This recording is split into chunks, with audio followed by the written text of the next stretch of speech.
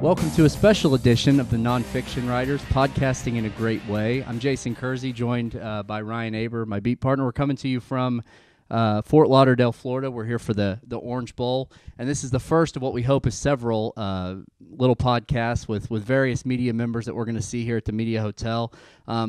As always, the Nonfiction Writers is brought to you by Edward Jones. How did Edward Jones become one of the biggest financial services companies in the country? By not acting like one. Call 1-800-ED-JONES for the Edward Jones financial advisor nearest you. Edward Jones, making sense of investing, member SIPC. Well, we're very fortunate for this first one to be joined by Larry Williams of TigerIllustrated.com of the Rivals Network to kind of help us break down Clemson and this game. Larry, how you doing? Doing great, man. Glad to be with you guys. Yeah, well, thank you so much. I have to start off by asking, how are your Twitter mentions? Well, I'll say that FSU Twitter has carved out a niche over the last couple of years, its own special place, among sports media hierarchy, and I think that after the last day or so, Oklahoma Twitter is maybe a close second. After a tweet that I had yesterday. After sitting with Zach Sanchez, I honestly swear, like I had no clue it was going to cause a stir. Yeah. With the Oklahoma fan base. I thought it would cause a stir with the Clemson fan base because Zach Sanchez said he thought Trevon Boykin was a better quarterback, better athlete than Deshaun Watson, which is not a crazy thing to say. Yeah, that's not a slight to Watson because Boykin's a freak. You know, Sanchez was right. But yeah, all hell broke loose. I didn't really realize it until several hours later when I was at practice and people were asking me, "Hey man, what did you do to take everybody off?" And I'm like, "What do you mean what I do?" But anyway, I told you earlier today. I mean, I might be partially responsible for that because I sort of reacted. Yeah, no worries. And then once I sort of heard you talk about it or tweet about it more, I deleted the tweets. No worries, man. If you're in this business and you take stuff personally, then it's a bad existence. So you have to have a thick skin. So no worries at all. No kidding. But I mean, to his point, it is an interesting point because they played Trevon Boykin last year. They didn't play him this year. Yep. Actually, OU is on a very impressive run of playing backup quarterbacks. The last first-string quarterback they played was Joel Lanning from Iowa State, who didn't even start the season as the first-string quarterback. So, I mean, just from what you've seen him talking about, I mean, how do you feel like this you know what's interesting, too? They didn't even play Deshaun Watson last year. They played the backup last year. So, how has he changed the offense compared to what we saw from Cole Stout last year? Oh man, it's night and day, and I promise you, going into that game a year ago, you could probably count on one hand the number of Clemson fans who thought they were going to win that game, let alone win it by 34 points, because Cole Stout was just not the type of weapon you need in that offense. It was a bad fit. He had played really poorly late in the year, throwing for 2 pick sixes against Georgia Tech in November after Deshaun Watson went down the second time with the knee injury. And so to see Cole Stout perform the way he did, it was like, I think I wrote yesterday, it was, for Clemson fans, it was like finding a $50 bill in an old winter coat. I mean, it was, nobody expected that except maybe the guys in the locker room. And so Deshaun Watson, I mean, I think he's the ultimate dual threat weapon in college football right now. Certainly Boykin right up there. But he has just, in his true sophomore year, has just really blossomed. And I think what makes their offense so difficult to stop is that it's not just Deshaun Watson. It's not just his sort of precocious decision-making and his ability to read defenses on the fly, stuff you guys have probably heard about from the Clemson contingent this week. It's, oh, by the way, he has a ton of weapons to on the outside to complement him, and he has a good offensive line that's played really well this year, and a good running back too who can really pound it. And so it's just a nightmare when you put all that talent on the field with that kind of weapon at quarterback, that kind of decision maker in the type of modern cutting edge type of offense that stresses you horizontally and vertically and can go tempo as well. And you talked about all the weapons around Deshaun Watson. One of the big ones is Artavis Scott. And OU fans got a heavy dose of him last year right off the bat. What has he done to his game this year? And obviously with Watson and what he brings to the table, what the elevation to his game he's brought. But what has been different about Scott this season? Well, you sort of have to view it as maybe the first 3 quarters of the season and then the last maybe 3 or 4 weeks of the season because he suffered a kind of a nagging knee injury, meniscus injury that he had to have addressed right after the ACC championship against North Carolina. He was not the same player that he had been previously. And so what you had seen in the games against Notre Dame and Louisville and some others was a very explosive player who, I think he showed last season as a true freshman that he could beat you with the jet sweep stuff and the quick bubble screen types of plays. He didn't really have the vertical element to his game. Well, he had really started to add that this season before he sort of came down with that injury.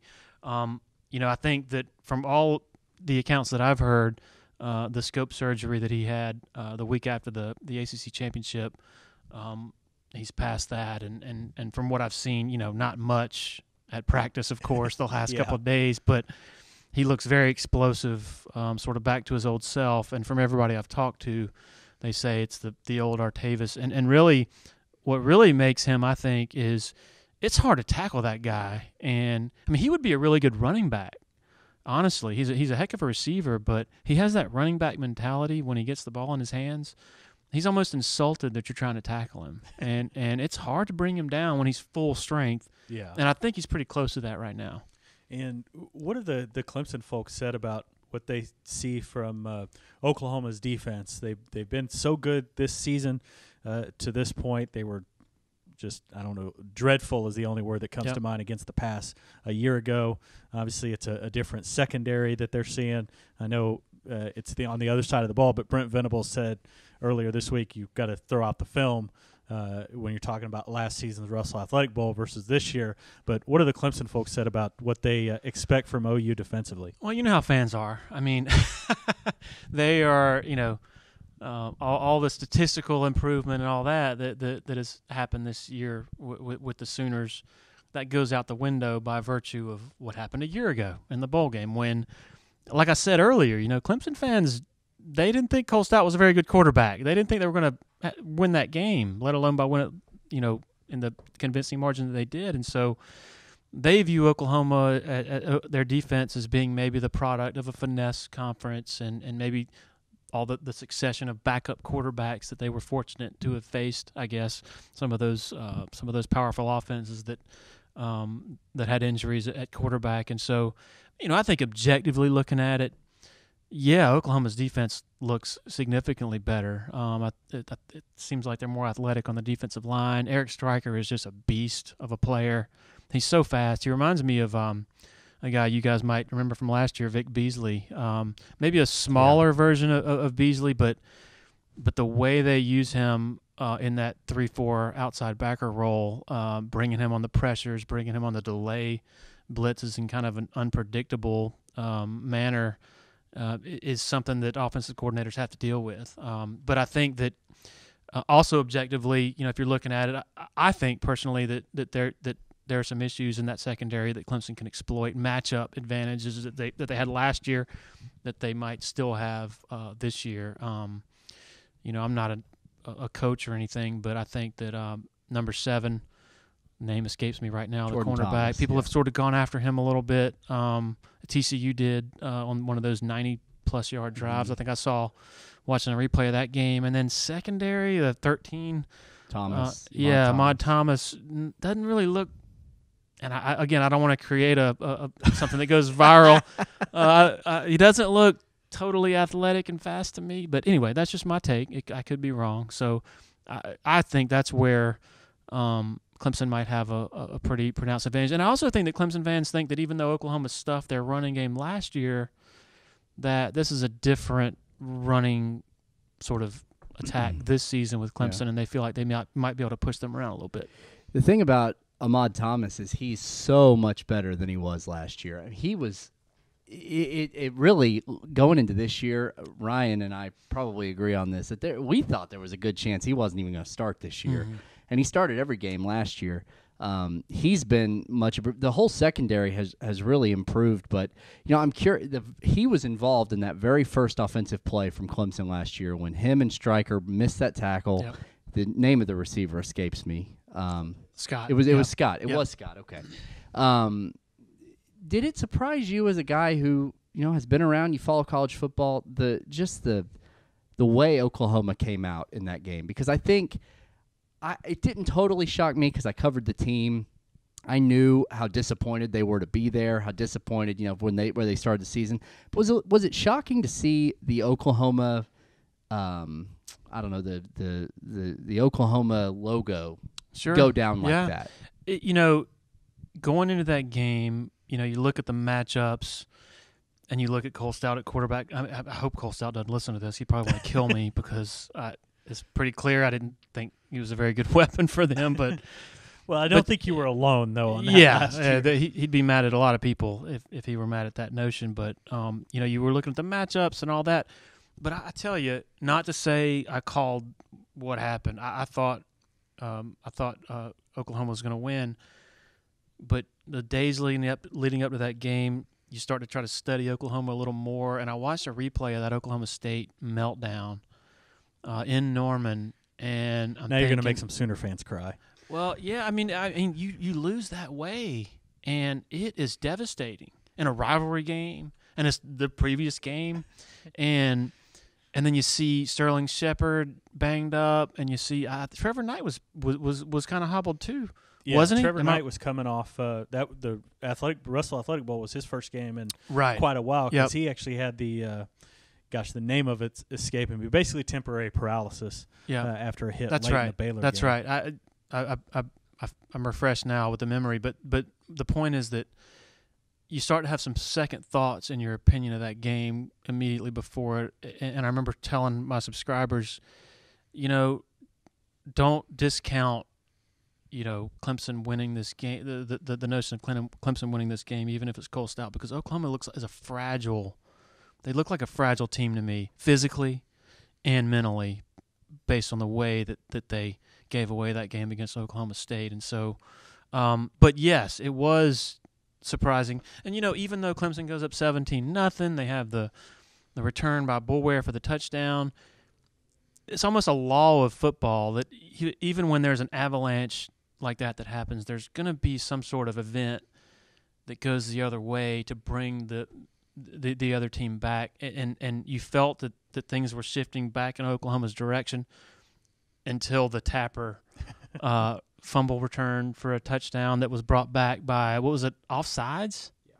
Yeah. That was, and they zoomed in on Stoops, Mike Stoops on the sideline for like 30 seconds after, and he's just like, you could read his lips, but you could also read his mind. Like, it's just, that's when that game was over, because when that break goes against you, when you have a fumble return for a touchdown, momentum-wise, and it's taken off the board because of an offside penalty, it's over, and it was over. And so, yeah, it was surprising to see that, but not totally inexplicable given the circumstances going into that game.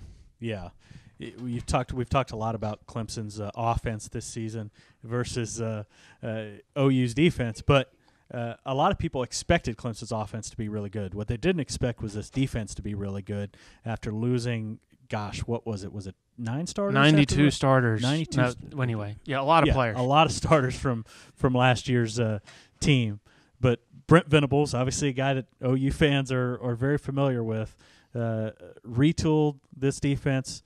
Has a defensive end that's not quite what Vic Beasley was last year, but he's pretty good, and has gotten this defense back to the level that they were last year. What's been the key to all that? How did he do it? This will be interesting to you guys and your Oklahoma fans who followed Venables during his time in Norman. When he got to Clemson, one sort of part of Dabo Swinney's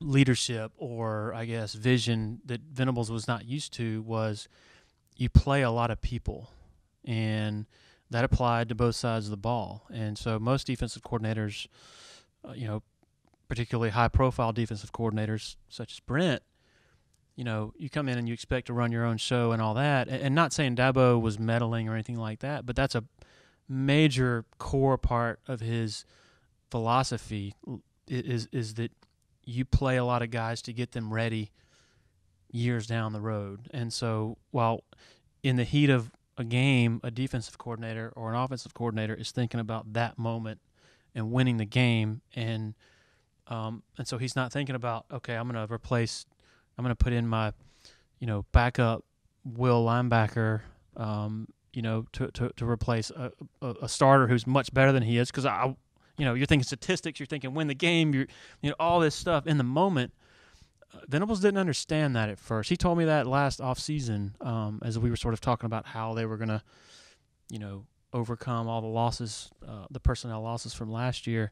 It was a revelation for him because they lost a ton of talent from last year, more than 6,000 snaps, career snaps. Wow. From guys who had played a prominent role in last year's defense, but also the previous years. And Venables pointed this out to me back in spring practice. They had a ton of guys coming back who had more experience than you thought, cumulatively. And so,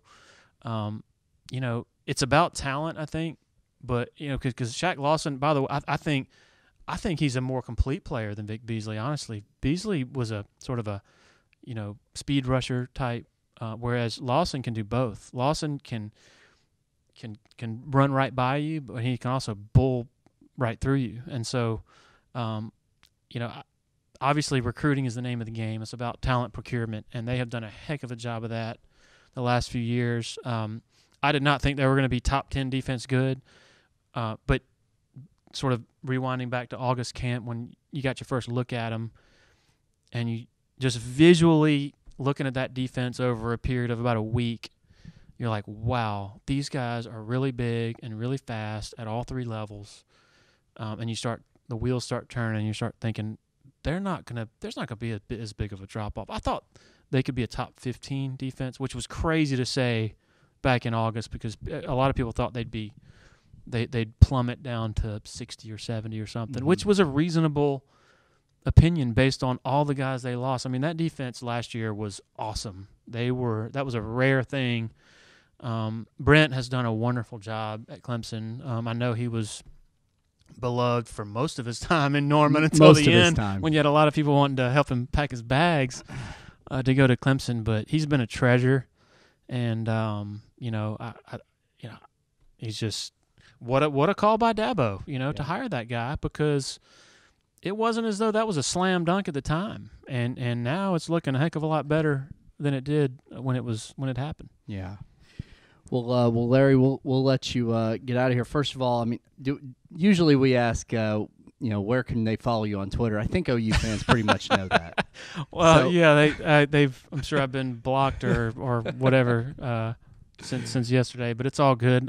Nothing personal. Yeah, I wasn't trying to create a firestorm. I just thought it was kind of noteworthy. But in all seriousness, tell people how they can read your stuff. At Larry Williams TI is the Twitter handle, and then TigerIllustrated.com is the website. So. Well, we really appreciate your time, Larry, and thank you all for listening to the Nonfiction Writers, which, as always, is brought to you by Edward Jones.